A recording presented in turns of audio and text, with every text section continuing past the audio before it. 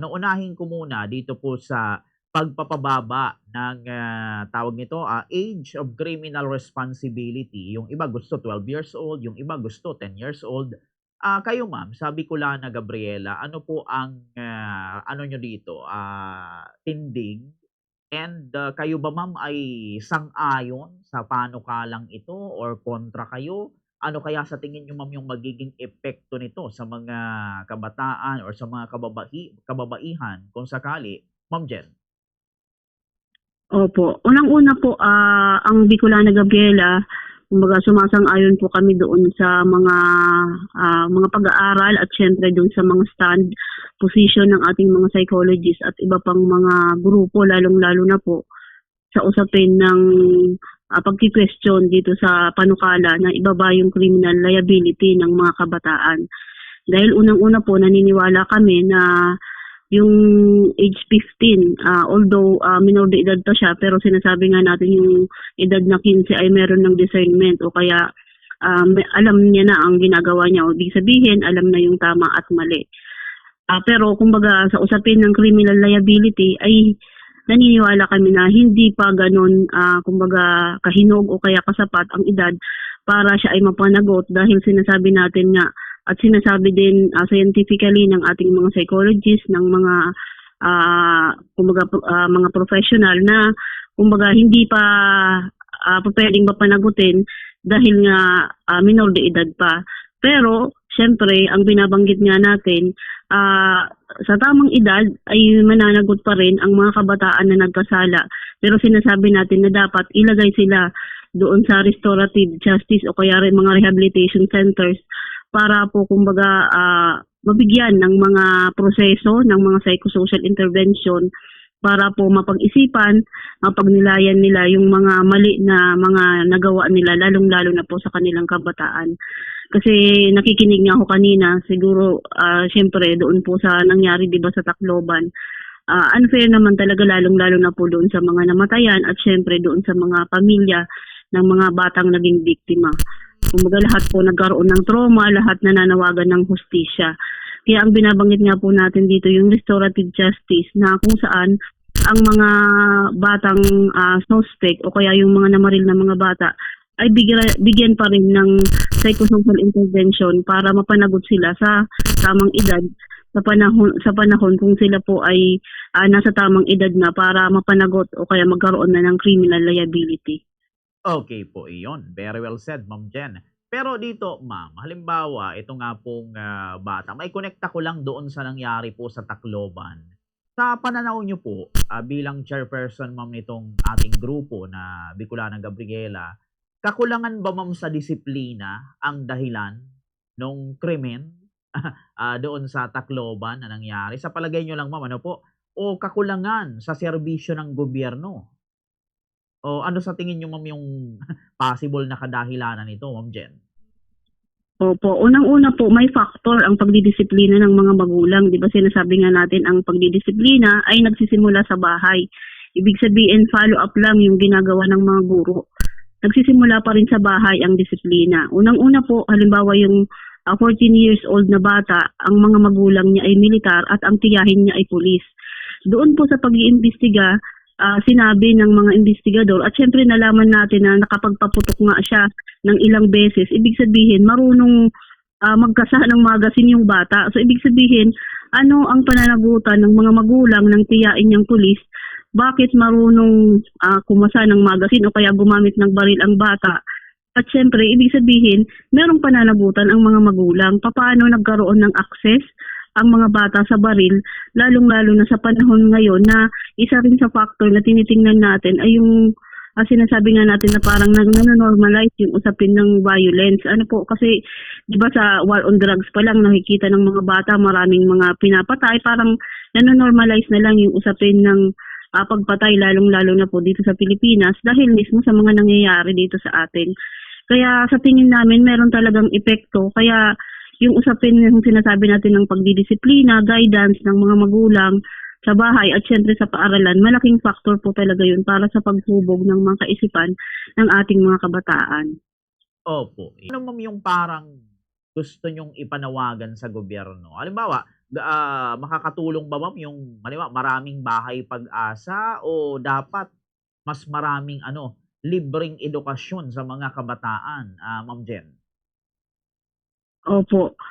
Yung usapin po ng pagpapababa, yung sa batay sa Justice Act natin, kumbaga hindi kami sang-ayon doon sa pagpapababa ng criminal liability dahil yung 15 years old nga ay kumbaga kahit minor de edad ay meron na siyang discernment. Ano po? Pero hindi na siya dapat ibaba pa ng 10 o kaya 12 years old dahil sabi nga ng mga kumbaga professional ay hindi pa masyadong hubog yung kaisipan ng ating mga kabataan.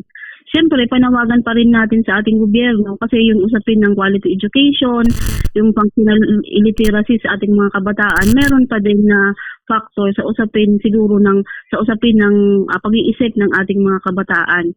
Kaya yung pagpapanawagan pa rin natin doon sa spacious o kaya libre na usapin ng rehabilitation kasi 'di ba kahit nga dito sa atin kahit sa government facility meron pa ring bayad ang rehabilitation facility na sinasabi natin sa usapin ng social services. Ang health services ay kaparehas ng pagbibigay ng mental psychosocial support pa din sa ating mga kabataan, hindi lang yung usapin ng kalusugan sa ating katawan kundi kailangan din na may napoprotektahan o kaya na-check up ang mga mental na kondisyon ng ating mga kabataan, lalong-lalo na yung pagkakaroon ng mas madami na mga guidance counselor sa mga eskwelahan at syempre yung presensya ng mga social workers o kaya mga psychologists para na-assess yung mga kumbaga mental na kondisyon ng ating mga kabataan. Okay po, iyon. Okay, ma'am. Very well said po. So dito, ma'am, puntahan naman natin yung plano din at the same time ng ilang mga opisyal ng gobyerno na i-ban yung video games. Yan, Ma'am Jen. Yun nga po. Kayo, ma'am, ano ang stand nyo naman dito sa pag-ban sa mga video games na ito? Sang-ayon ba kayo dito, ma'am? Tutol or ano kaya ang magiging epekto naman nito kung sakaling tuluyang i-ban ang video games, Ma'am Jen? Opo. Ako bilang magulang personal, kumbaga kung personally bilang magulang, pumapayag ako sa mga ganyan kasi sa totoo lang maraming epekto itong mga online games. Ano po, unang-una, itong nang magsimula o kaya mauso itong mga mobile legends na to, itong mga online games na to. Kumbaga mas nakulong ang mga bata sa paglalaro lang at kumbaga nawalan sila ng socialization. Pangalawa, naging tamad sa mga gawaing bahay. Ano po, at syempre pangatlo, nakaka-istorbo syempre sa mga pag-aaral na imbis na mag-aaral o kaya magre-review na ang ating mga kabataan ay nawawalan ng oras dahil nga nahumaling na o kaya games na lang ang parating iniisip. Pero siguro ang siguro sa atin parang i-regulate at panahon na siguro na pag-aralan ng ating gobyerno yung pagbaban talaga o kaya pagre-regulate sa mga online games maski itong usapin ng mga online games na gambling. Ano po, marami na pong mga kumbaga nasira o kaya marami ng mga factors na nangyayari dito sa atin. Kaya sana tingnan ito ng ating gobyerno na itong social media ay gamitin natin na advantage sa atin, hindi maging disadvantage na nakakaapekto lalong-lalo na sa pang-araw-araw nating buhay.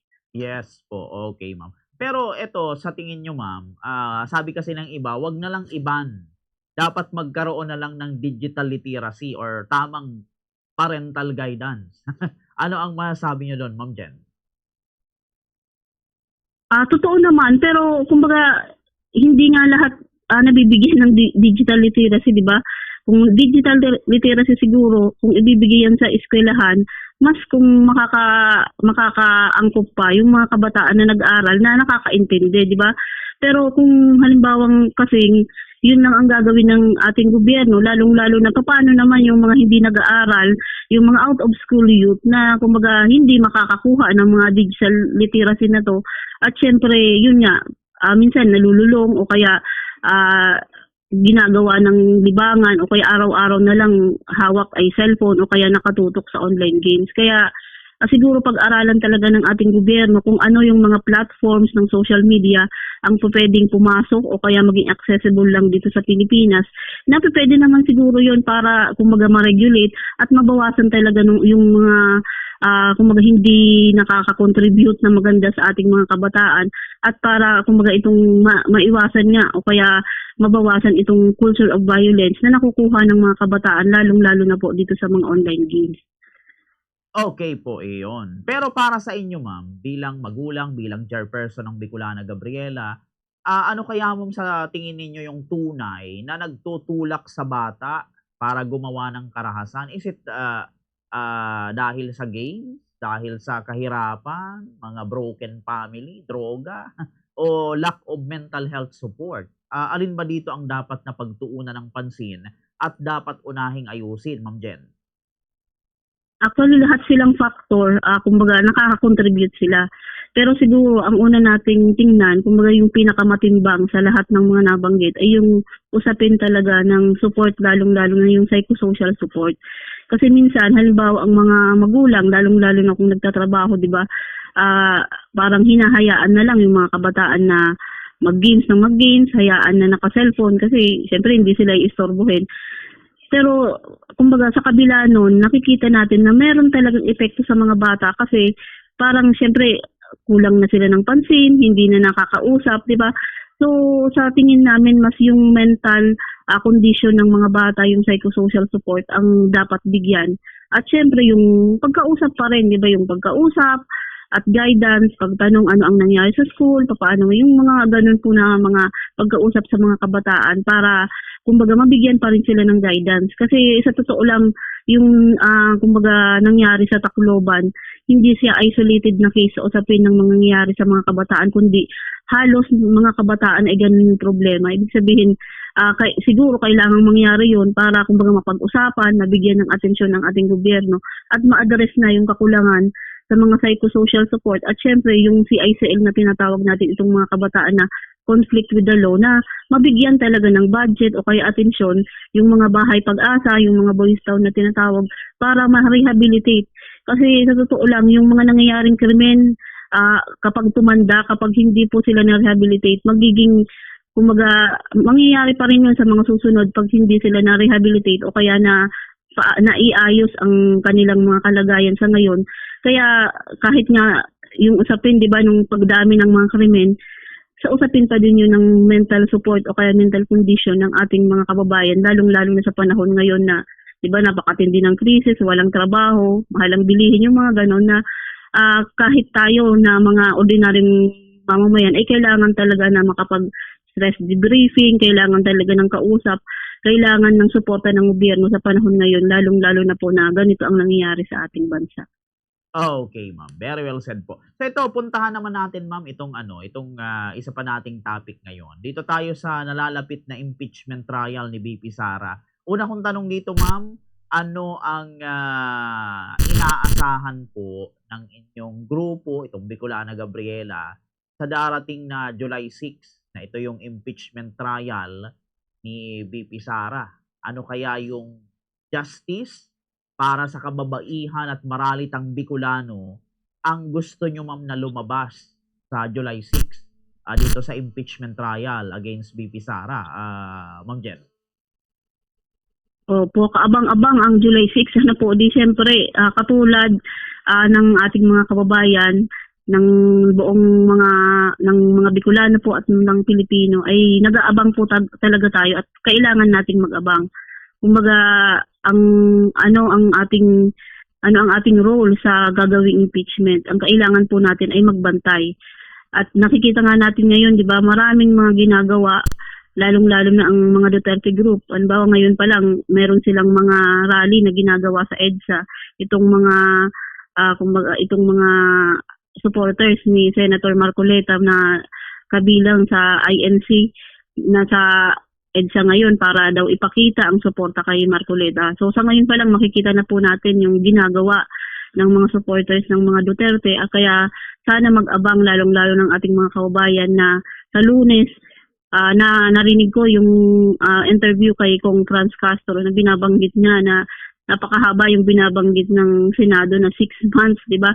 Kaya sana, kumbaga, makita at kumbaga maging mabilis at maging makatotohanan at mailabas talaga yung mga ebidensya, yung mga katotohanan lalong-lalo na dito sa impeachment na to. Kasi kumbaga ang panawagan lang naman natin dito ay accountability at pagpapanagot lalong-lalo na sa mga tiwaling opisyal ng ating gobyerno para kumbaga hindi na mapamarisan at syempre maibalik yung nakaw na yaman sa ating taong bayan lalong-lalo na po sa panahon ngayon na kailangan ng suporta at programa ng ating gobyerno ng ating mga kababayan ng ating gobyerno para kumbaga masolusyonan lalong-lalo na po itong nararanasan nating krisis sa panahon ngayon. Opo, yun. Pero para sa inyo, ma'am, sa Gabriela o sa Bicolana Gabriela, importante ba, ma'am, itong impeachment trial na ito para mapanagot ang dapat na mapanagot? O para sa inyo, ma'am, puro politika lang ang lahat at di ramdam ng masa, Ma'am Jen? Importante na lalong-lalo na po na magkaroon ng impeachment trial. Kumbaga matagal na nating ipanawagan yan. Ano po? Kasi dahil may immunity ang presidente, vice presidente, kailangan ang impeachment trial para kumbaga makita ano talaga ang totoo at kailangan na merong mapanagot. Kumbaga hindi ito kaiba doon sa flood control scam. Ang usapin nung mga issue kay VP Sara sa usapin ng confidential funds, ng kanyang mga tagong yaman at mga iba pang mga kontrobersya sa kanya kaugnay sa korupsyon ay dapat na lumabas para mayroong mapanagot. Kasi yun ang mahirap po dito sa Pilipinas, kumbaga yung usapin ng impunity, kahit itong impeachment at itong mga nangyayari dito sa itong Tacloban shooting, isa ang usapin ng impunity kaya mas lalong lumalala ang krimen dito sa ating bayan kasi walang napapanagot. At kailangan nating sumigaw ng hustisya lalong-lalo na po sa usapin dito sa impeachment at dito sa mga nangyayaring krimen dito sa ating bansa. Lalong-lalo na po sa panahon ngayon dahil yun ang kailangan ng ating mga kababayan para po kumbaga meron namang makitang maganda o kaya meron namang magandang kinabukasan para sa ating mga kabataan. Okay, yun. Pero dito, ma'am, may mga specific demands po ba kayo sa Senate bilang impeachment court? Halimbawa, yung sa transparency, public hearing, boses ng women's sector, sa pagdinig. Kumusta ito, ma'am, para sa inyo? Opo, actually ang unang hindi ko alam kasi yung usapin ng proseso sa sa Senate, pero syempre ang unang panawagan natin yung transparency. Syempre kung transparency di syempre yung live na pagpapakita sana sa publiko ng hearings na ito para masubaybayan natin at mabantayan. At syempre yung kumbaga may mga alam naman natin limitado yung audience na pinapakita na kumbaga pwede. Pero sana kumbaga sa usapin ng pagdinig nito ay talagang makita. Kasi alam naman po natin, di ba, yung sa usapin ng impeachment, kailangan talagang makita natin dahil hindi ito usapin ng politika o kaya Marcos o Duterte, kundi ito po ay usapin ng pagpapanagot, accountability at syempre yung pagpapakita ng ating panawagan na tayong mga Pilipino ay kailangan na maningil lalong-lalo na po sa mga merong nagkakasala, lalong-lalo na po yung pagdarambong o kaya korupsyon dito sa ating bayan. Okay po, iyon. Very well said, ma'am. So ito, Ma'am Jen, bago tayo magtapos sa ating interview, ano na lang, ma'am, ang maiiwan yung mensahe sa atin pong mga tagapakinig o tagapag-subaybay ngayong umaga in connection dito sa ating napag-usapan, lalo pat malapit na yung trial o impeachment trial sa Lunes na dito kay VP Sara. So sige, ma'am, bigay ko ulit sa inyo ang linya. Opo, siguro ang panawagan na lang natin sa ating mga kababayan, lalong-lalo na po sa ating mga tagapakinig ngayon, na mapagbantay po tayo, ibig sabihin maging vigilante tayo na kumbaga bantayan itong impeachment at syempre dito sa mga nangyayari ngayon, itong mga development ng mga politika na nangyayari dito sa atin, kaabang-abang talaga at syempre kailangan po ng pakikialam ng mga ordinaryong mamamayan kasi kahit po tayo ay mga ordinaryong mamamayan, meron pa rin tayong boses na pwedeng marinig at syempre kailangan po nating ipanawagan ang transparency, accountability sa ating gobyerno, lalong-lalo na po sa panahon ngayon. Kaya sana po mag-abang tayo dahil papalapit na naman ang SONA o kaya State of the Nation's Address sa July. Pagkaabangan po natin yan, lalong-lalo na yung mga nangyayari sa ngayon na mga sitwasyon sa ating bansa. Yun lamang po, maraming salamat at magandang umaga, Bombo Kiel, at sa lahat po ng tagapakinig ng Bombo Radyo Naga, magandang umaga po sa ating lahat.